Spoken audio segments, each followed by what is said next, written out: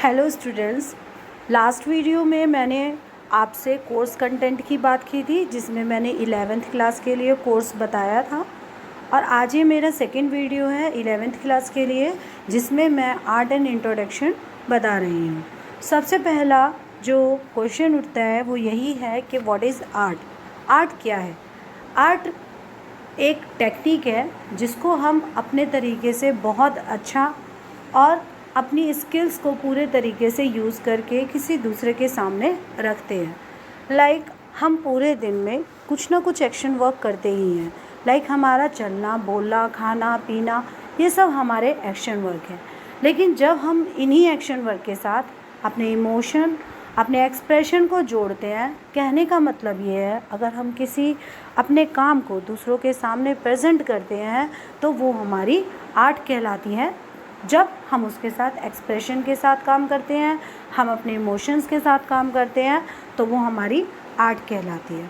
Art बहुत सारे तरीके की होती है, तो हम इसमें बहुत सारे तरीके की आर्ट को भी देखेंगे। हर आर्टिस्ट अपनी अपनी बात को कहने के लिए बहुत सारे तरीके अपनाते हैं जिसकी वजह से आर्ट डिफरेंट मीडियम में देखने को मिलती है। तो इसमें हम ये देखेंगे कि जैसे कि विजुअल आर्ट है। विजुअल आर्ट में जो हम आँखों से देखते हैं, ठीक है, जैसे ड्राइंग हो गया, पेंटिंग हो गया, आर्किटेक्ट वाली जैसे लाइन हो जाती है, ये सब चीज़ें क्योंकि हम आँखों से देख रहे हैं तो ये सब हमारी क्या है, विजुअली आर्ट हो जाती है क्योंकि हम इसमें टूल्स, मटेरियल्स को यूज़ करके और लोगों के सामने रखते हैं। दूसरा हमारा होता है परफॉर्मिंग आर्ट। परफॉर्मिंग आर्ट में आर्टिस्ट जो है वो डिफरेंट तरीके के मूवमेंट लेता है। लाइक डांस हो गया, म्यूज़िक हो गया, सिंगिंग हो गया, ये सब चीज़ें जो है वो हमारी परफॉर्मिंग आर्ट में होती हैं। क्योंकि ये हम किसी और दूसरे के सामने अपने एक्सप्रेशन के थ्रू लोगों को अपनी बात बताते हैं। तीसरी बात लिटरेसी आर्ट हो गया। लाइक कुछ लोग सिर्फ दिखाते हैं, कुछ लोग बोल के या करके दिखाते हैं, कुछ लोग लिख कर भी दिखाते हैं। लिटरेसी आर्ट जैसे पोएम लिखना और सॉन्ग लिखना, ये सब हमारी बुक्स लिखना, प्ले लिखना, एक प्ले करना होता है, वो परफॉर्मिंग हो गया। क्योंकि वो हम किसी के सामने प्रेजेंट कर रहे हैं। लेकिन यहाँ पर मैं बात कर रही हूँ लिटरेसी आर्ट की, यानी प्ले को लिखना, वो भी एक आर्ट है कि प्ले में ये रोल होने चाहिए, तो वो भी सब एक वे होती हैं, टेक्निक्स होती हैं। तो ये सब हमारी क्या है, आर्ट्स हैं, ठीक है। उसके बाद अब सबसे पहले क्योंकि हमारा पेंटिंग सब्जेक्ट विजुअल आर्ट से रिलेटेड है तो मैं सबसे पहले आपसे विजुअल आर्ट के बारे में बात करूँगी। विजुअल आर्ट में हम सबसे पहले फ़ाइन आर्ट को लर्न करते हैं। इसमें फ़ाइन आर्ट क्या होता है? फ़ाइन आर्ट एक आर्ट वर्क है जिसमें आर्टिस्ट अपनी एस्थेटिक सेंस के थ्रू अपनी बात को दूसरों के सामने रखता है। कहने का मतलब ये है कि जब हम कोई काम करते हैं उसके साथ जो भी हम नेचर से लर्न करते हैं, जो उसके रूल्स और रेगुलेशन, जो उसका एक साइंटिफिक वे होता है काम करने का, जब हम किसी दूसरे के सामने उन सब चीज़ों के सामने रखते हैं या फिर हम उसकी नॉलेज को अपने पास रखते हैं, वो हमारी फ़ाइन आर्ट कहलाती है। फ़ाइन आर्ट में भी आपके बहुत सारे सेक्शन हो जाते हैं, जैसे कि आपकी ट्रेडिशनल आर्ट हो गई और दूसरा आपका मॉडर्न और कंटेम्प्रेरी आर्ट हो गई। अगर मैं ट्रेडिशनल आर्ट की बात करूं तो जो आप हिस्ट्री में पहले लर्न करते थे, पहले तरीके जो चलते थे, लाइक हमारे रिलीजियस, हमारे रिचुअल्स के हिसाब से जो आर्ट होती है वो हमारी ट्रेडिशनल फॉर्म ऑफ आर्ट होती है।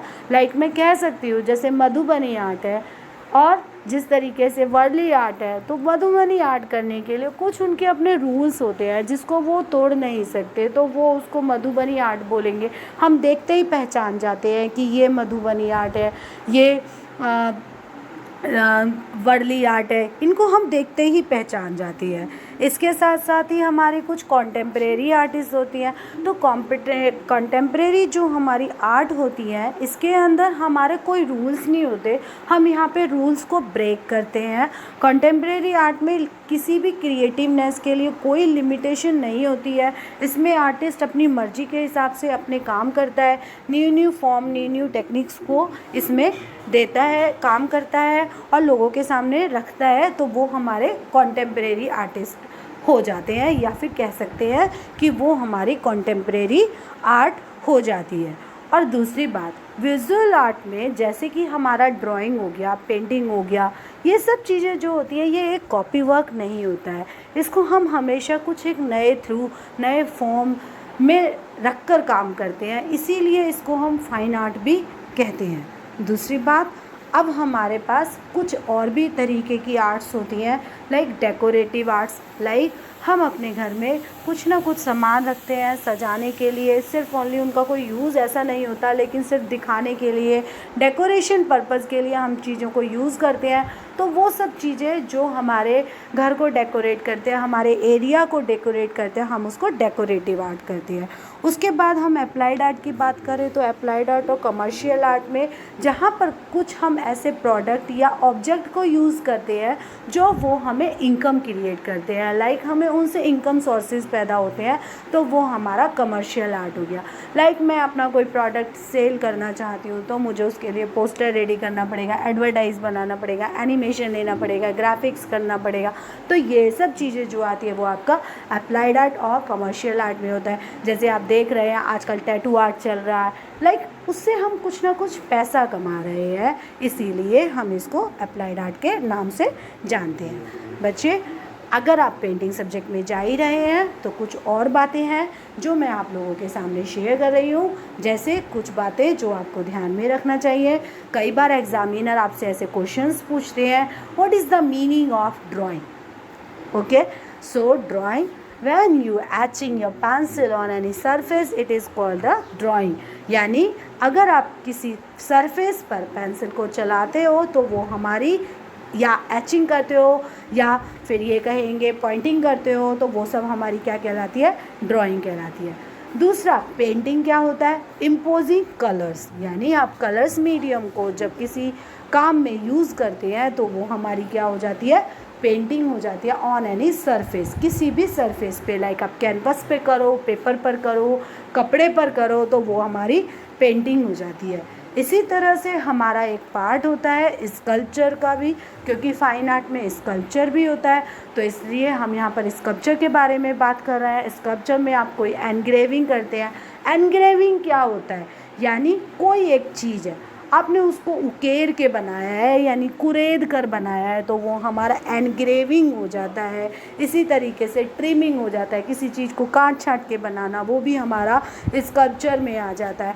यानी कहने का मतलब ये है, ये 3 डायमेंशनल में होता है, आपको चीज़ें दिखाई देती हैं, मूर्तियाँ बनी हुई दिखाई देती हैं, तो वो सब चीज़ें हमारी किस में आ जाती हैं? वो हमारी स्कल्पचर में आ जाती हैं। उसके बाद अगर मैं आपसे बात करूं आर्किटेक्चर की, तो इसमें मैसनरी वर्क आता है, लाइक मज़दूर जो काम करते हैं, इसमें ब्रिक्स का यूज़ होता है, सीमेंट का यूज़ होता है, ढांचे का यूज़ होता है। आर्किटेक्चर तो वो एक लाइन होती है हमारे ही सब्जेक्ट में, आर्किटेक्चर। तो कहते हैं बच्चे कई बार कि हम क्या बन सकते हैं इस सब्जेक्ट को लेने के बाद, हमारा फ्यूचर में क्या स्कोप है? तो बेटा इसमें कोई स्कोप कोई एक नहीं है, इसमें अनगिनत स्कोप है। इसमें आप बहुत आगे तक काम कर सकते हैं, लाइक फ़ोटोग्राफी कर सकते हैं।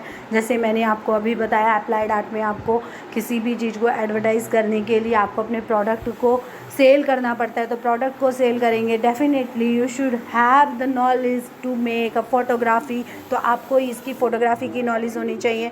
तो कहने का मतलब ये है, कोई भी सब्जेक्ट छोटा बड़ा या कम या ज़्यादा नहीं हो सकता।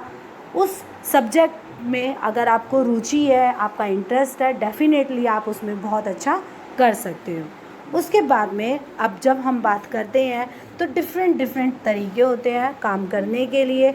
तो कुछ हमारे आर्ट्स के फंडामेंटल्स होते हैं और उसके बाद हमारे कुछ एलिमेंट्स होते हैं। तो मैं सबसे पहले आपसे फंडामेंटल के बारे में बात करूंगी। आज की वीडियो यहीं तक है। तीसरी वीडियो जो भी बनेगी उसमें हम फंडामेंटल और उसके बाद एलिमेंट्स ऑफ आर्ट्स को लर्न करेंगे। Thank you class.